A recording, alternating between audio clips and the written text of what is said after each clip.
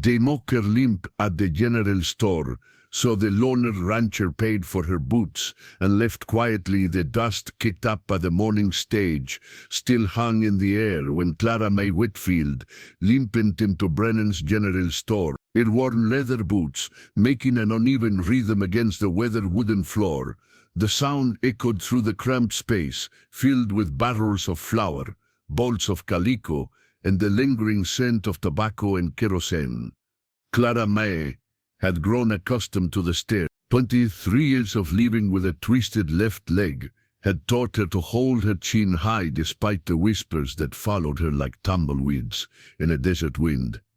But today felt different. Today the weight of her father's funeral debts pressed down on her shoulders like a yoke meant for oxen, and the soles of her boots had finally worn clean through. "Well, look here," drawled Hiram Slocum, the banker's son, his voice dripping with the kind of cruelty that only comes from a life spent soft and sheltered. It was flanked by two other young men from respectable families, their clean shirts and polished boots marking them as different from the sun-weathered ranchers and cowboys who usually frequented the store. Clara May kept her eyes fixed on the counter where old Jonas Brennan was weighing out sugar, pretending not to hear the snickers that erupted behind her. "I swear that gal walks like a three-legged mule," continued Hiram, loud enough for half the store to hear. "Wonder if she'd ride the side saddle on account of that gimpy leg of hers." The laughter that followed cut through Clara May like a rusty blade. Her cheeks burned, but she forced herself to approach the counter with as much dignity as she could muster. Jonas Brennan, bless his weathered soul, had the grace to look ashamed of his other customers. "Morning, Miss Whitfield," Jonas said quietly, his voice kind despite the gray stubble and permanent squint that made him look fierce. "What can I do for you today?" "I need a pair of boots, Mr. Brennan," Clara May said. Her voice steady, though her hands trembled slightly as she placed her last $2 silver on the counter. "Something sturdy, if you please." Behind her, she heard Hiram stage whisper to his companions, "Probably needs them special made, being all lopsided like that." Jonas glanced over her shoulder with a frown, then looked back at Clara May with sympathy. "I've got some good boots, miss. Let me show you what we have." He led her to a corner of the store where several pairs of boots sat on rough wooden shelves. Clara May's heart sank as she looked at the prices chalked on small boards. Beside each pair, the cheapest were $3, $1 more than she had to a name. "These here are good, strong boots," Jonas said, picking up a pair of brown leather boots that looked like they would last a lifetime. "Made by Carson over in Silver Creek. He does fine work." "How much?"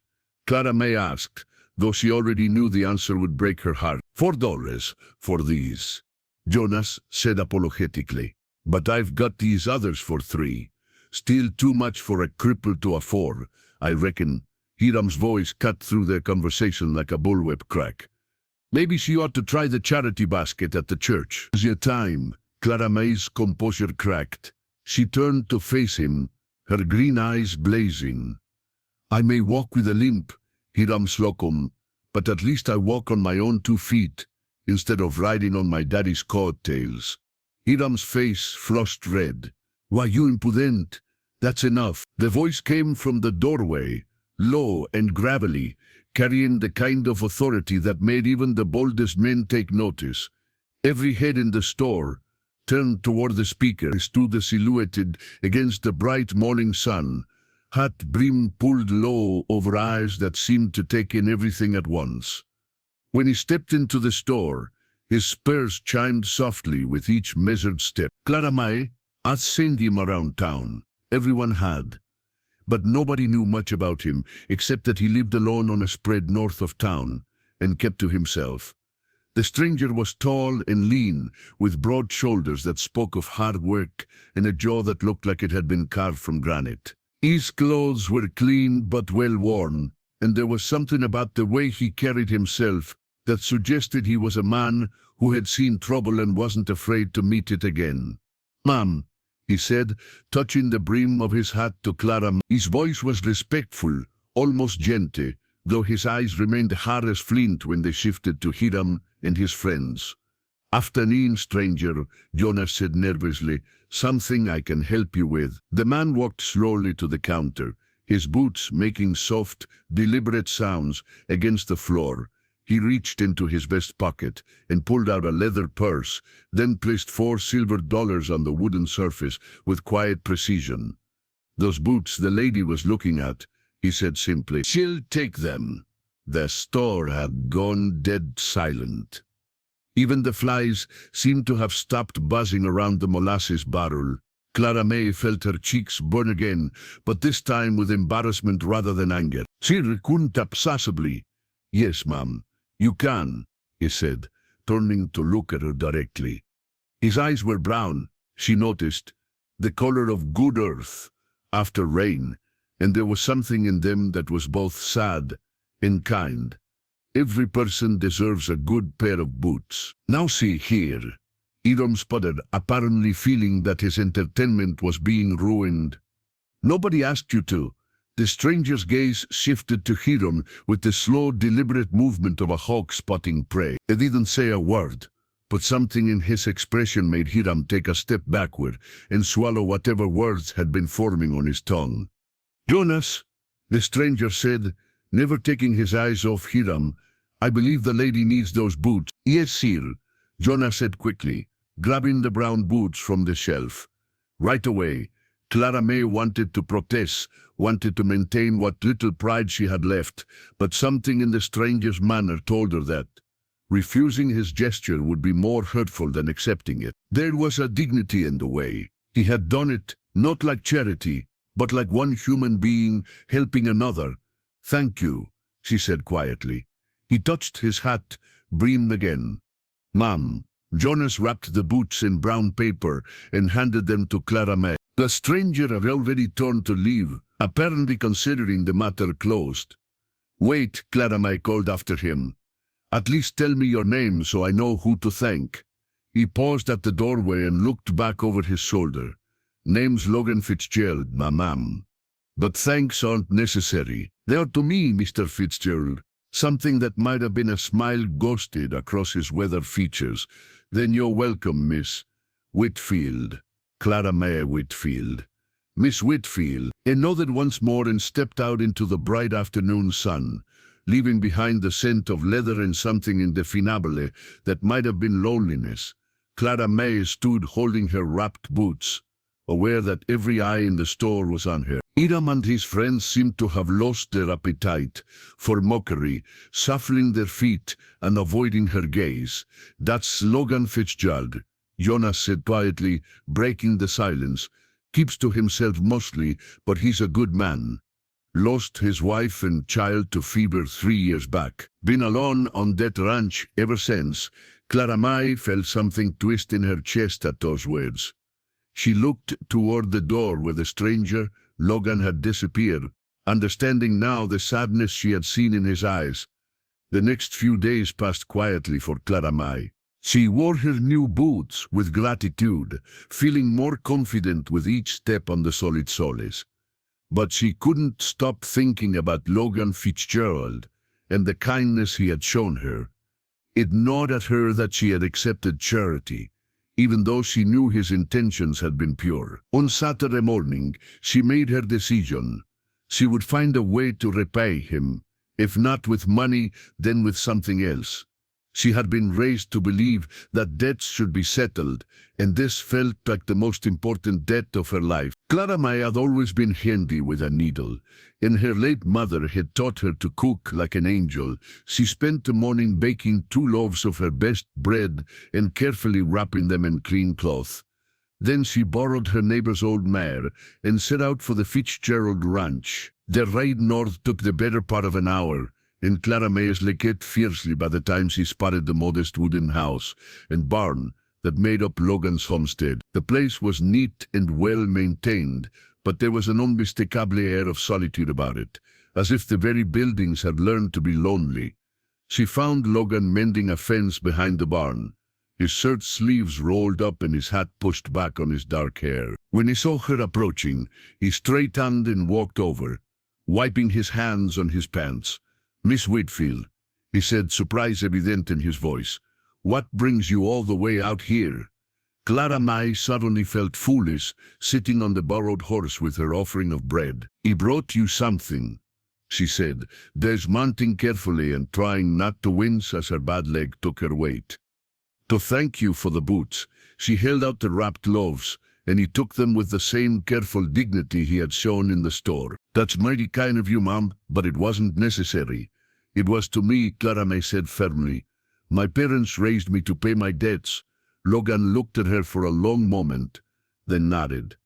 Would you like to come in for some coffee? It's a long ride back to town. Clara May knew she should decline, knew that a unmarried woman visiting a bachelor's ranch would set tongues wagging from here to the county line. But something in his manner, the same quiet loneliness she had sensed in the store, made her nod. That would be nice, thank you. The inside of Logan's house was as neat as the outside, but it had the sterile feel of a place where only one person lived. There were no feminine touches, no flowers or curtains, or the 100 small days that made a house feel like a home. As Logan put coffee on to boil, Clara May noticed a daguerreotype on the mantelpiece, a beautiful woman holding a small child. Even in the formal poses required by the camera, their love for each other was evident. That's my wife, Sarah, and our boy, Tommy, Logan said quietly, following her gaze. Took that picture just 2 months before the fever came. I'm sorry, Clara May said, and meant it. Jonas told me what happened. Logan poured coffee into 2 tin cups and handed her one. 3 years now. Sometimes it feels like yesterday. Sometimes like a lifetime. They sat at a small wooden table, drinking coffee and talking about safe things, the weather, the cattle, the growth of the town. But underneath their polite conversation, Clara May sensed a deeper understanding passing between them. They were both alone in the world, both carrying burdens that others couldn't see. Why did you help me? She asked. Finally, when the coffee was gone, and the afternoon sun was slanting through his single window, Logan was quiet for so long that Clara May thought he might not answer. When he finally spoke, his voice was barely above a whisper. Sarah had a sister with a club foot, he said. A sweet girl, but folks could be cruel. I saw how it hurt Sarah when people mocked her sister, saw how it made her feel helpless. I reckon I couldn't stand by and watch it happen again. Clara May felt tears prick her eyes. You miss her terribly? Every day. Logan looked out to the window toward a small plot of land marked by 2 wooden crosses. But I'm learning that grief shared is grief halved. When Clara May finally mounted the borrowed mare for the ride home, she felt as if something fundamental had shifted in her world. Logan walked beside their horse to the edge of his property, and when she looked back from the top of the first hill, he was still standing there, watching her go. Over the following weeks, Clara May found herself riding out to the Fitzgerald ranch every Saturday. Sometimes she brought food, sometimes just her company.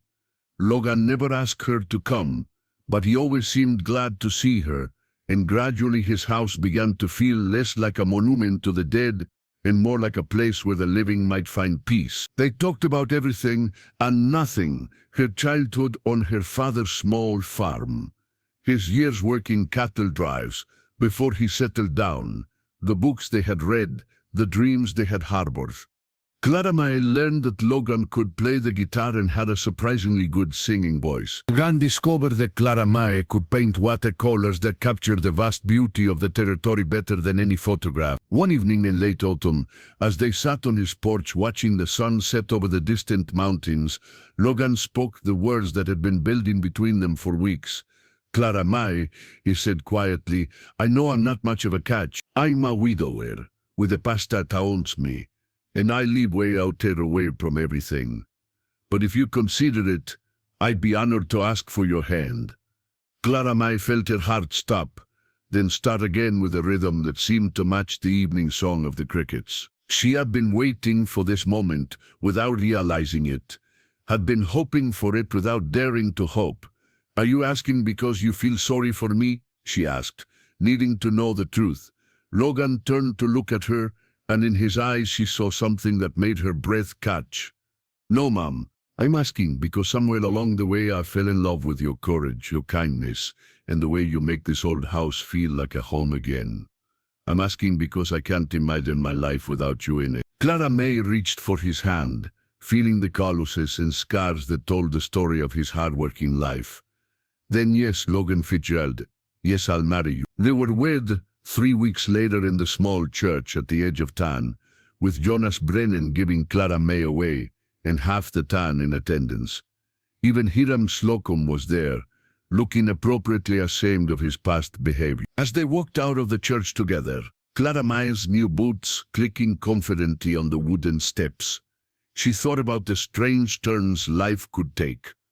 A moment of cruelty in a general store had led to an act of kindness, which had led to friendship, which had led to love. Logan helped Sharon into the wagon that would take them to their ranch, their home, and as they drove away from town toward their new life together, Clara May realized that sometimes the most beautiful things in life grew from the darkest soil. The setting sun painted the sky in shades of gold and crimson, and for the first time in her life, Clara May Fitzgerald felt like she was exactly where she belonged, beside a man who saw past her limp to the woman underneath, a man who had learned that true strength wasn't about standing alone, but about choosing to stand together.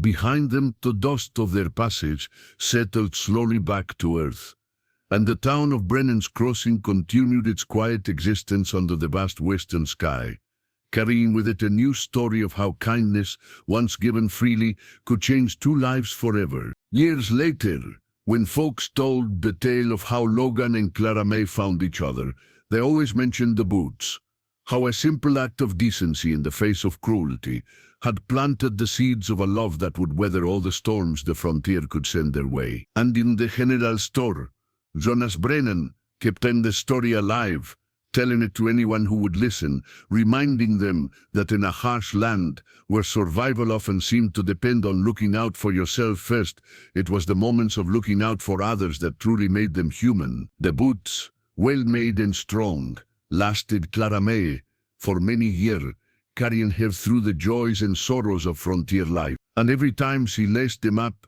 she remembered that sometimes the most important journeys begin with a single step, and sometimes, when you're lucky, someone unexpected offers to walk beside you for the rest of the way.